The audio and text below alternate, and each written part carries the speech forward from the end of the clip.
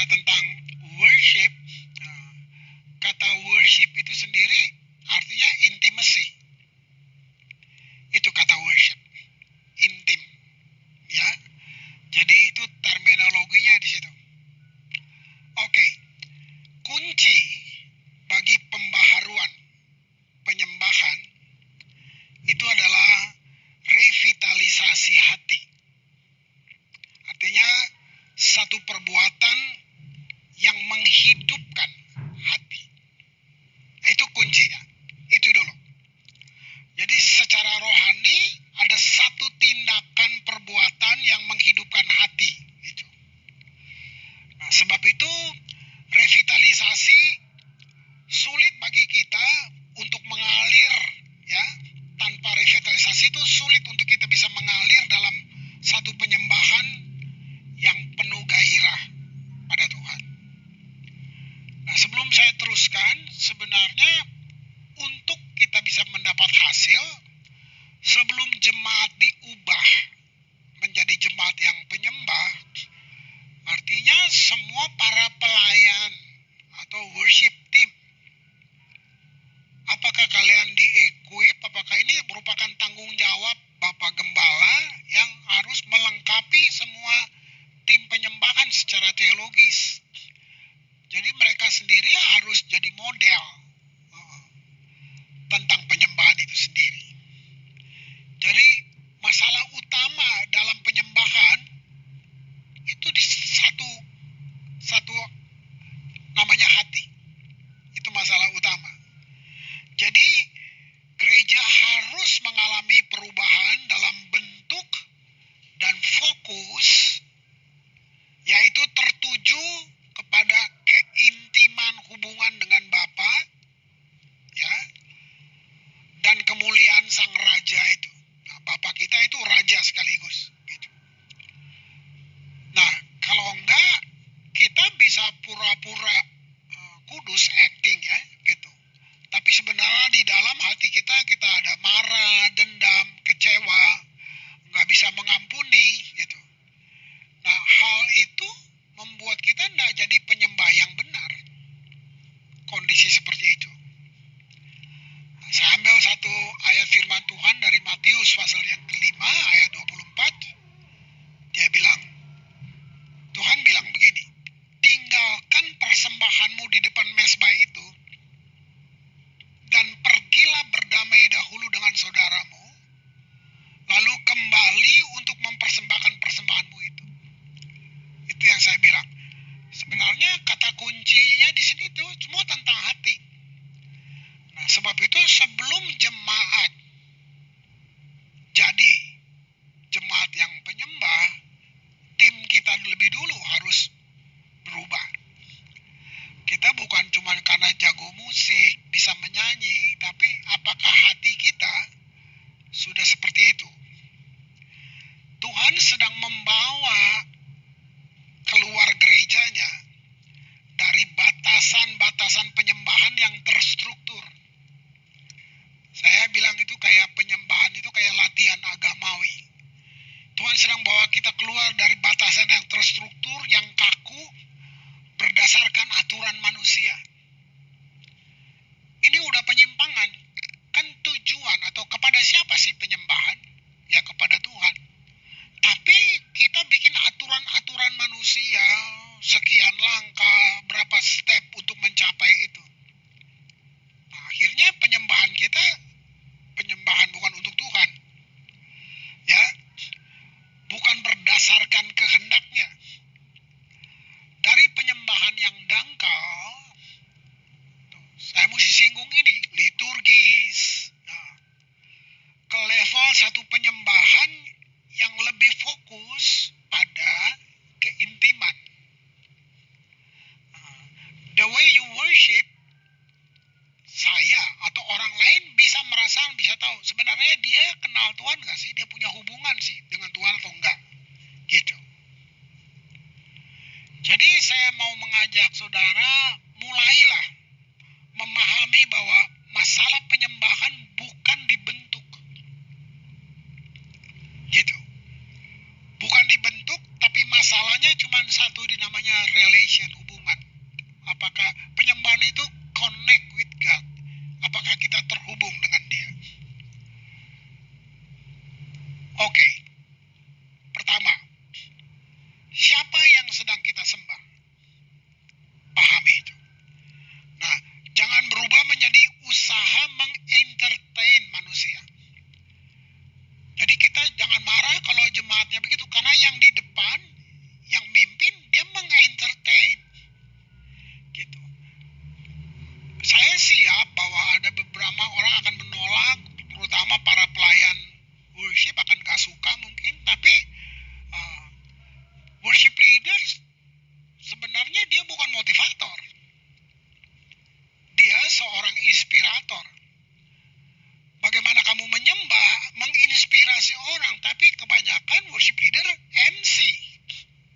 Dia motivator, dia suruh orang, dia semuanya. Nah, satu sisi yang saya sebut dia cacat karena penyembahan gak bisa disuruh.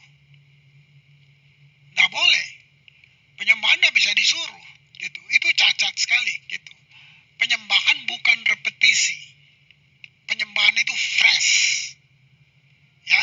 Jadi kita perlu tahu itu dulu. Hal yang kedua, spontanitas. Gitu. Rahasia hadirat Tuhan yang kuat dalam ibadah itu ada di dalam hati orang yang haus akan Tuhan. Itu. Jadi kalau dengan makanya saya bilang tadi dia fresh, dia bukan repetisi. Gitu. Dia fresh. Jadi penyembahan adalah satu tindakan yang kita lakukan bukan untuk kita, tapi oleh kita untuk Tuhan. Nah, itu penyembahan. Ya. Yang ketiga, level vertikal. Ya. Ini saya ngomong dari pengalaman perjalanan pelayanan, mengembalakan dan semuanya. Nah, ada level horizontal, ada level vertikal. Ya.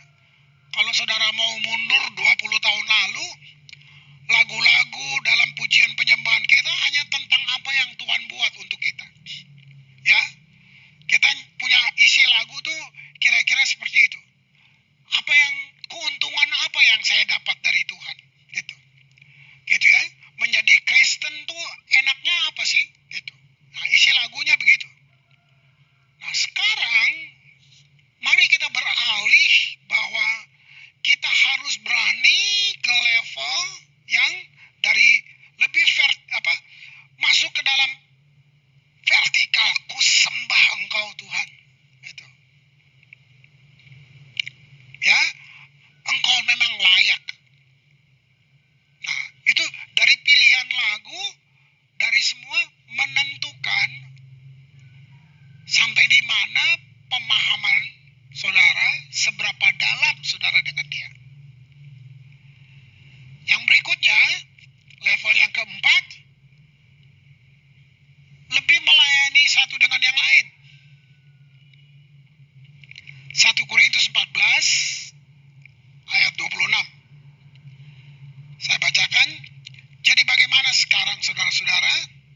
Bila mana kamu berkumpul, hendaklah tiap-tiap orang mempersembahkan sesuatu, yang seorang mazmur, bagus ya, yang lain pengajaran, atau pernyataan Allah, atau karunia berbahasa roh, atau karunia untuk menafsirkan bahasa roh. Nah, ini penting, bukan bahasa roh loh. Tanpa ada yang menafsirkannya, di sini kita jadi sandungan. Nah, semua itu harus dipergunakan untuk membangun. Nah, kalau bisa ini jadi bahan diskusi semua tim worship, bahwa kita apa yang sudah kita buat, sudah seberapa dalam kita maju dalam hal ini. Gitu. Jadi tantangannya adalah mari berani keluar dari metode, dari pola yang sudah jadi kebiasaan, ya. Gitu. Kita keluar dari situ, beralih kepada yang Roh Kudus sedang gerakan untuk kita lakukan. Makanya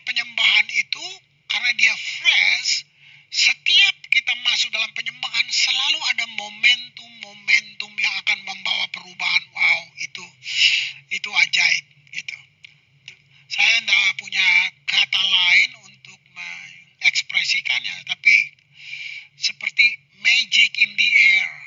Itu yang saya bilang. Ada apa? Sampai orang bisa mau bunuh diri, malah nggak jadi itu. Lagi dalam penyembahan. Itu. Karena kenapa? Karena dalam penyembahan itulah Tuhan berinteraksi dengan setiap hati orang yang menyembah.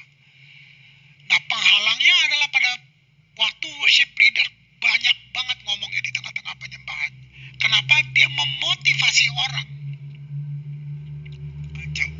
Jadi penyembahan nggak bisa disuruh, itu harus fresh. Ya, jadi kita sedang membunuh penyembahan itu waktu kita mengotori dia dengan motivasi-motivasi seperti itu.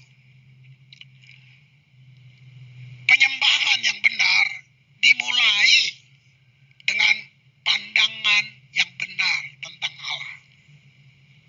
Itu penting. Gitu. Allah memang tidak berubah, tapi pandangan kita tentang siapa Dia sangat tidak layak dan dangkal. Gitu. Kita mendekati Dia bisa karena takut, bukan karena mengasihi. Gitu. Kita mendekati Dia seperti pendekatan Dia kepada Allah-Allah yang lain, walaupun kita nggak sebut, kita nggak bilang, tapi ke situ konotasinya. Jadi karena bukan hanya pengalaman emosional semata. Nah, penyembahan yang benar itu menjangkau bagian yang paling dalam dari jiwa kita. Lalu menjamah setiap aspek diri kita. Nah, hasilnya apa? Pikiran kita diterangi, gitu. Lalu memperlebar perspektif kita, sudut pandang kita tentang Allah. Itu penyembahan agung namanya. Kita itu kan, maka dibilang God is great. Itu bukan sekedar satu ucapan, tapi karena sesuatu yang mengubah kita dari dalam sampai perspektif kita ikut berubah. Wah, itu keren banget. Itulah penyembahan. Ya, luar biasa, saudara. Jadi disimpulkan begini, penyembahan yang benar itu ekspresi cinta. Wow, Dia Allah yang maha kasih. Bukan Dia punya sifat kasih, Dia adalah kasih. Jadi kasih itu personal, satu pribadi. Nah, Allah yang maha kasih itu waktu kita menyembah, ekspresinya cinta, bukan ketakutan. Berarti kita nggak kenal Dia, gitu. Atau di dalam kita ada pemahaman-pemahaman yang salah, yang kita pikir itu Tuhan. Ya, itu ekspresi cinta. Jadi gini, adalah tidak benar kalau ekspresi cinta kita adalah hasil inisiatif orang lain yang menginstruksikan kita, mendorong kita untuk melakukannya. Ya kan? Untuk saudara kepada pasanganmu, istri atau suami, pacarmu, kamu dong yang bilang I love you. Masa mesti ada orang lain yang memotivasi kamu untuk bilang itu? Tapi itu yang terjadi di gereja. Makanya saya bilang stop, suruh jemaat menyembah. Itu sama aja kita yang suruh, kita memotivasi mereka untuk bilang itu. Itu sudah bukan ekspresi individu lagi kepada Tuhan. Nah, penyembahan adalah ekspresi cinta. Sekarang apa itu menyembah dalam roh? Menyembah dalam roh punya pengertian menyembah dari hati, bukan pikiran. Pikiran kita sudah tunduk kepada hati. Kenapa pikiran? Ya, kecerdasan manusia berperan dalam penyembahan, tapi Tuhan cari sesuatu yang, wah ini, yang dari hati, bukan yang sensasional, yang bersifat merangsang perasaan, hebat, enggak. Dari hati. Nah, saya tidak bermaksud menolak pikiran atau hal-hal yang bersifat fisik terlibat dalam penyembahan.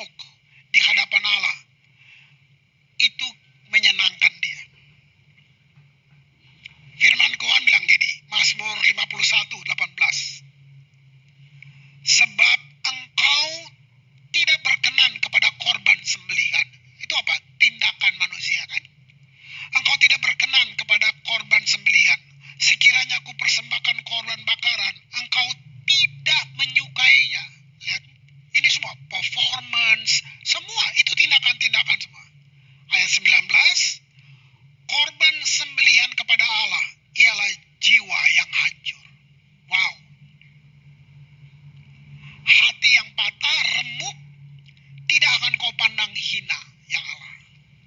Lihat itu. Jadi itu yang saya maksud hati. Menyembah dalam kebenaran artinya menyembah menurut pewahyuan dari Allah sendiri. Menyembah berdasarkan apa rencananya yang kamu tahu, yang dia taruh di dalam kamu. Gitu.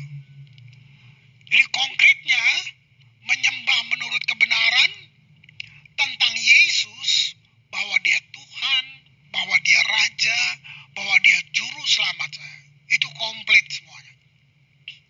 Wow. Menyembah dalam kebenaran artinya menyembah dalam kekudusan, ketulusan, dan integritas. Ibrani 10 ayat 19. Jadi, saudara-saudara, oleh darah Yesus, kita sekarang penuh keberanian dapat masuk ke dalam tempat kudus. Apa yang dimaksud dengan ayat ini? Tangkap baik-baik. Jalan masuk kepada hadirat Tuhan bukan penyembahan. Jalan masuk kepada hadirat Tuhan namanya the blood of Jesus, darah Yesus. Itu yang buat saudara layak masuk di sana. Nah, penyembahan adalah hadiah yang kamu bawa kepada Tuhan. Firman Tuhan berkata, seseorang tidak bisa atau tidak boleh menghadap raja dengan tangan hampa. Nah, kalau ngerti ini, maka cara saudara mempersiapkan diri, cara saudara nanti bawa penyembahan hari Minggu, kamu punya pemahaman yang benar. Begitu kita menyembah, kita sedang bawa hadiah kepada Raja. Saya mau ambil satu contoh atau gambaran praktikalnya saja. Coba pikirkan, kamu mau kasih hadiah buat kekasihmu. Itu aja, kamu sudah mikirin sampai pitanya kayak apa, bungkusnya seperti apa, kemasannya, itu untuk orang yang kamu sayang. Nah, ini untuk Raja. Nah, bisa lihat nggak Cacat? Tanpa understanding ini, tanpa pengertian ini, begitu banyak ibadah penyembahan yang cacat. Karena kita jadi motivator, kita teriak-teriak di atas. Di lapang bola aja, orang tepuk tangan nggak disuruh kok. Tapi kita suruh, gitu loh. Nah, ini buat saya, tepuk tangan kita cacat. Karena disuruh, mari beri tepuk tangan, gitu. Lihat itu. Kalau kita lahir baru, ya, gitu. Kita bersih. Itu lahir baru, kita disucikan oleh darah Yesus. Tapi waktu kita belum lahir baru, makanya kita tidak layak untuk masuk dalam hadirat Tuhan. Itu sebabnya penyembahan harus dimulai dari kita yang di atas, yang melayani. Kita suruh punya pengalaman dibaharui dulu, gitu. Kalau kamu udah punya hubungan dengan Tuhan, penyembahan bisa jalan nggak? Bisa. Tapi penyembahan tanpa hubungan itu seperti lampu tanpa minyak. Nah, itu yang saya bilang, kita seperti latihan agama di gereja. Ini penting banget. Nah, saya masuk ke poin ini yang dibilang penyembahan profetik. Penyembahan profetis itu pujian, penyembahan sebagai kendaraan yang cantik, kendaraan yang keren, mobil yang keren, kira-kira gitu ya, gitu. Bagi berjalannya di situ karunia Roh Kudus, nubuatan mengalir di tengah penyembahan. Itu penyembahan profetis. Nah, tentu praktikalnya saya nggak bahas di sini, perlu waktu khusus gitu. Jadi penyembahan bukan monolog dari kita kepada Tuhan, tapi juga bagaimana kita terhadap Dia. Penyembahan lebih dari sekedar kita bicara kepada Dia, tapi Dia, ya, kepada Dia. Penyembahan adalah Dia juga bicara kepada kita. Karena apa yang terjadi dalam penyembahan? Terjadi pertukaran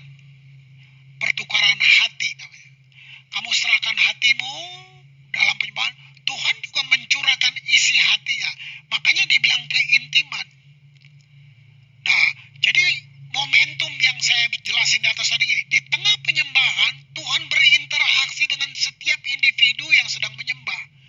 Nah, makanya orang tiba-tiba menangis itu karena dia merasakan gitu.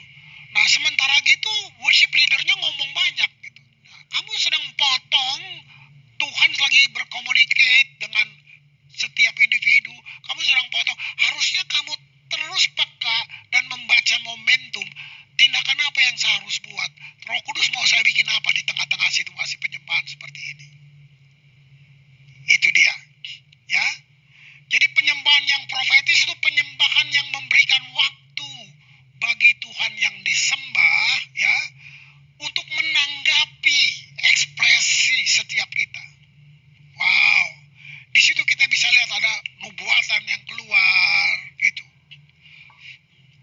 Makanya bukan hanya dibutuhkan kemampuan bermusik, musik yang berkualitas, yang keren kita pakai, tapi juga kemampuan untuk bisa mengalir secara profetis dalam gerakan yang dibawa oleh Roh Kudus.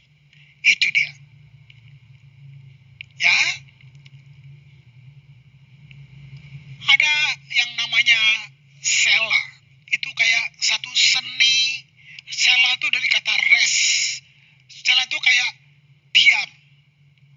Lalu izinkan Tuhan masuk. Makanya saya pakai kata momentum. Satu keheningan di tengah penyembahan. Saya bilang silent worship.